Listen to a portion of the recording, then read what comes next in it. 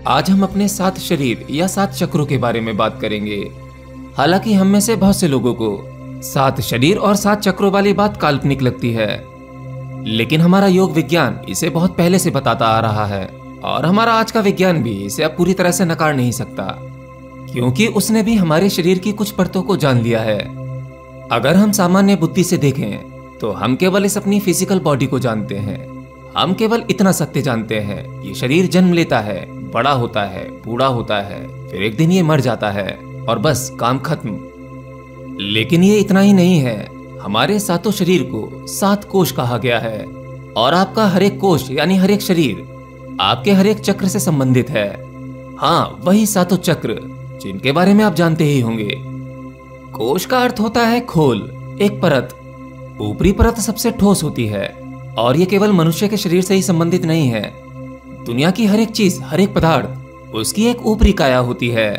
लेकिन जो चीज आपको ऊपर से जैसी दिखाई देती है वह उतनी ही नहीं होती।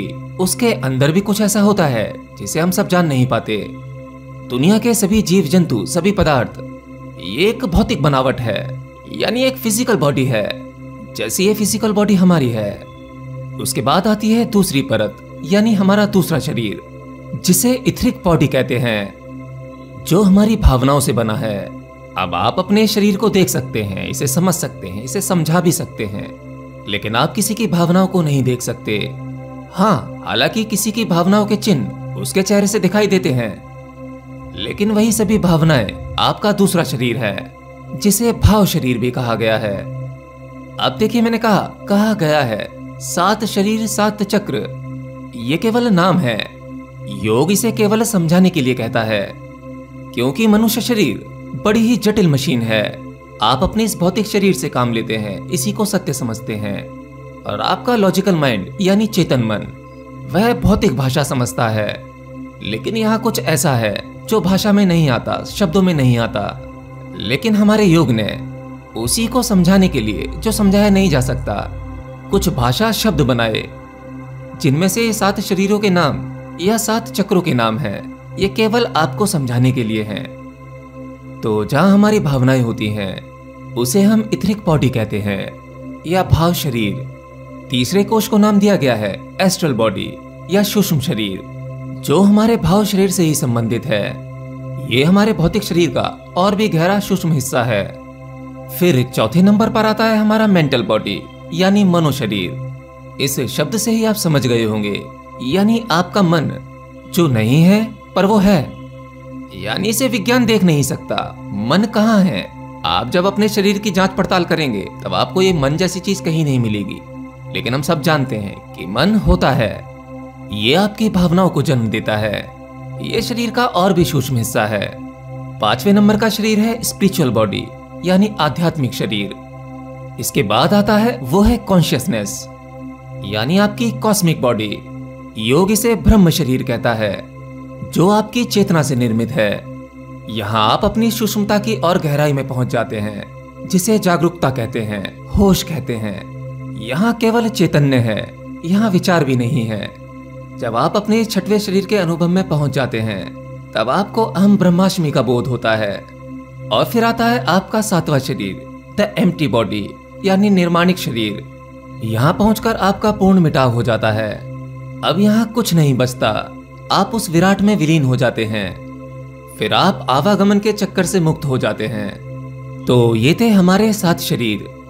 इन सभी शरीरों की अपनी अपनी सूक्ष्म तरंगें होती हैं और सभी तरंगें अलग अलग रंगों की दिखाई देती हैं, जिसको आप ऑरा के नाम से भी जानते हैं। अब आपके जीवन की हर एक घटना के लिए आपके 7 शरीर या 7 चक्र ही जिम्मेदार होते हैं। अगर इनमें कोई बैलेंस बिगड़ता है तब उस डिसबैलेंस का प्रभाव आपके जीवन में दिखाई देता है। अब ये 7 शरीर आपको अलग अलग जान पड़ते हैं, लेकिन ये 7 एक ही हैं। ये एक दूसरे से संबंधित हैं और इन 7 के होने का कारण आपकी आत्मा है। अब याद रखना, इन 7 के अस्तित्व का होने का कारण आपकी आत्मा है, परंतु आपकी आत्मा इनसे अलग है, भिन्न है। आत्मा कभी भी इन सब में लिप्त नहीं होती, वह सदैव अछूती रहती है। लेकिन एक शरीर का निर्माण होने के बाद उस शरीर में जो गुण जन्म लेते हैं वे सब अपना अपना कार्य बांट लेते हैं। इसी प्रकार से आपके जीवन में क्रिया प्रतिक्रिया होती हैं। सुख दुख आते हैं। ये केवल आपके शरीर और मन के गुण हैं। इन सब में आत्मा का कोई गुण नहीं है। आत्मा सभी गुणों के पार की घटना है। अब आप अगर थोड़े बहुत स्पिरिचुअल हैं तो आपने एक शब्द सुना होगा, चक्रों का बैलेंस होना या सातों शरीरों का बैलेंस होना। इसके लिए आज कुछ हीलिंग प्रोसेस भी चलते हैं। असल में ये हीलिंग प्रोसेस और कुछ नहीं, ये केवल आपको स्थिर करने की विधि है। जब कोई आध्यात्मिक गुरु या कोई इंस्ट्रक्टर आपको इंस्ट्रक्शन देता है, असल में आप उसे सुनना चाहते हैं, आपको उस पर भरोसा है, तो पहले आपके शरीर को स्थिर करता है, आपको शांत करता है, फिर आपको कुछ अलग अनुभव होता है। वह अनुभव केवल आपके शरीर की स्थिरता का है।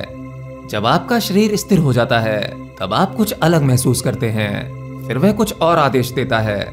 अब वह आदेश आपके शरीर के लिए नहीं है, वह आपके मन के लिए है। वह आपके मन को शांत करता है, आपके विचारों को शांत करता है। हालांकि शांत करना एक पर्याप्त शब्द नहीं है, क्योंकि विचारों को शांत नहीं किया जा सकता। वह केवल आपको आपके विचारों के प्रति जागरूक करता है। जैसे आपके जीवन में कोई भी छोटा सा दृश्य या आपने अपने किसी ऐसे दुश्मन को देख लिया हो जिससे आप बहुत नफरत करते हैं, उसे देखते ही आपकी दिल की धड़कनें बढ़ जाती हैं। आपके अंदर कुछ अलग सा महसूस होने लगता है, एक अलग तरह की घबराहट, एक डर या फिर एक गुस्सा। इस तरह की भावना उठते ही आप अस्थिर हो जाते हैं, अपनी स्थिरता खो देते हैं। और स्थिरता खोने के बाद इसका असर आपके सामान्य जीवन पर पड़ता है, आपके परिवार पर पड़ता है, आप पर पड़ता है। आज दुनिया में ज्यादातर लोग बेचैन रहते हैं। बेचैनी का कोई बहुत बड़ा कारण भी नहीं है, बहुत छोटी छोटी चीजें हैं। लेकिन जब आप शांत होकर अपने शरीर को देखते हैं और अपने भीतर प्रवेश करते हैं, शरीर के भीतर के मैकेनिज्म को समझते हैं, विचारों को समझते हैं, भावनाओं को समझते हैं, भावनाएं क्यों उठ रही हैं, किस विचार ने आपको अस्त व्यस्त कर दिया है, स्थिरता खो दी है। जब ये सभी चीजें आप स्थिरता से देखते हैं, एक ठहराव से देखते हैं, तब आपको कहीं ना कहीं थोड़ा बोध हो जाता है कि आप देखने वाले हैं। आपको कोई फर्क नहीं पड़ रहा। फर्क शरीर में कहीं कहीं पड़ रहा है, शरीर की कुछ परतों में पड़ रहा है। और यही फर्क आपके सातों चक्र और सातों शरीरों के बैलेंस को बिगाड़ देता है। इसीलिए आपका ऑरा खराब हो जाता है। तो अगर आप चाहें तो अपने शरीर को स्वयं हील कर सकते हैं, अपनी सभी परतों को बैलेंस कर सकते हैं। जैसे ही आपको क्रोध आता है वैसे ही शरीर में कुछ बिगड़ जाता है, अंदर कुछ हिल जाता है, कुछ डिसबैलेंस हो जाता है। इसको बैलेंस में लाने के लिए बस शांत होकर देखें, उस क्रोध गुस्से को देखें। उसे शांत करने की कोई जरूरत नहीं है, केवल उसे ऑब्जर्व करें, देखें गुस्सा कहाँ है, गुस्सा किसे आ रहा है। जैसे ही आप अपने भीतर जाकर उस गुस्से और क्रोध को ढूंढने निकलेंगे, कुछ ही पलों में जानेंगे कि वो कहीं है ही नहीं और बस आपकी वह परत बैलेंस में आ जाएगी।